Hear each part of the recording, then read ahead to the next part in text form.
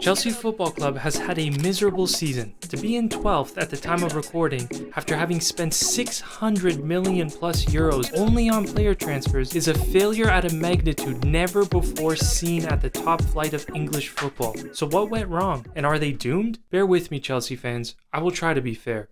I've been fascinated to see how Chelsea would kick on since their transfer strategy under the new owner, Todd Boehly, became clear. Similar to how he ran his baseball team when he first purchased them, Todd began stacking talent, no matter the cost, and would figure out the rest later. Since then, never in the history of football has this much money been spent in this short amount of time. In the 2022-2023 transfer windows, Chelsea have bought the following players: Enzo Fernandez, 120 million, Wesley Fofana, 80 million euros, Kylo Mudryk, 70 million euros before add-ons, Marc Cucurella, 65 million euros, Raheem Sterling, 56 million Benoit euros, Badiashile, 38 million Kalidou euros, Koulibaly, 38 million euros, Noni Madueke, 35 million euros, Malo Gusto, 30 million euros, Arnie Chukwuemeka, 18 million euros, Andre Santos, 12.5 million euros, David Fofana, 12 million euros, Pierre-Emerick Aubameyang, 12 million euros, Gabriel Slonina, 9 million euros, and on loan, João Felix for a whopping 11 million euros, and Denis Zakaria for 3 million euros.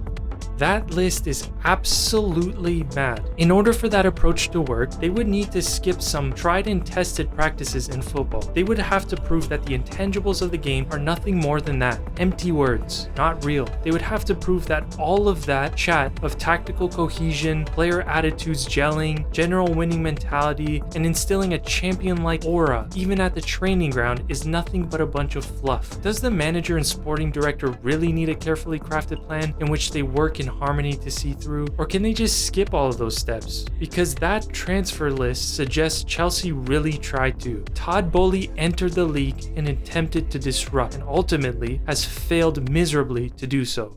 Klopp, when he arrived at Liverpool, would only bring in a couple of key players each window in order to not displace the squad or undermine the principles he was trying to instill. Arteta, at Arsenal, spoke about how important cohesion in the locker room was, and similar to Klopp, took a gradual approach to team building, never adding bloat to the squad and getting rid of unhappy players that would bring morale down. Morale was deemed important by both managers, an intangible. Another similarity the two share is a focus on bringing in Premier League talent, players that know the league inside and out and don't need time to adjust. The focus at both clubs was and has been beyond surface level talent, a driving desire to find players that fit tactically, that have the right personality to gel with the players already there, and crucially, with the right relevant experience. Klopp has won major honors with Liverpool, and Arteta has turned the Arsenal ship around. Their methodical approach to team building, in order to pay respect to the intangibles of the game, has proven to be successful relative to each step of planning they're both in. And even looking at Chelsea's own past, under their former owner, now extradited Russian oligarch billionaire Roman Abramovich, they created and subsequently followed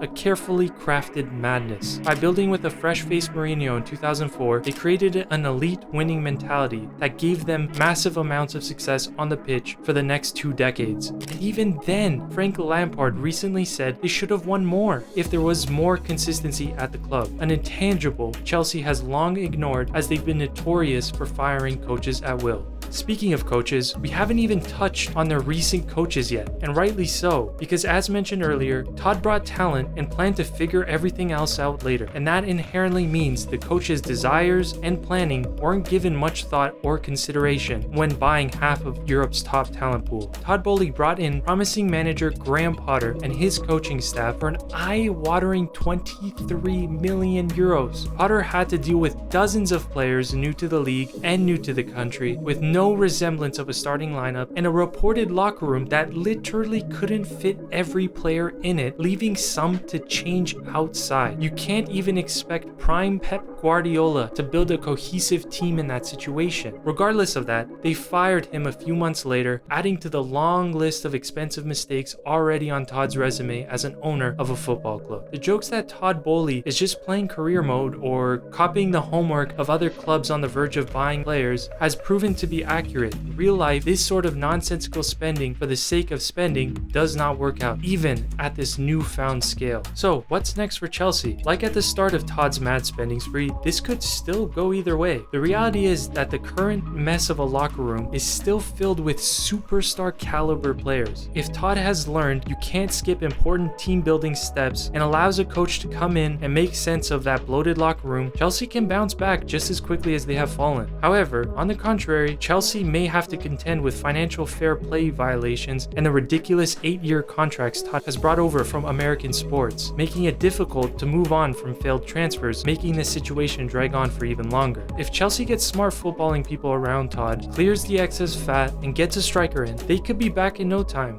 The club will live or die by Todd Boehly's metaphorical sword. Hang in there, Chelsea fans.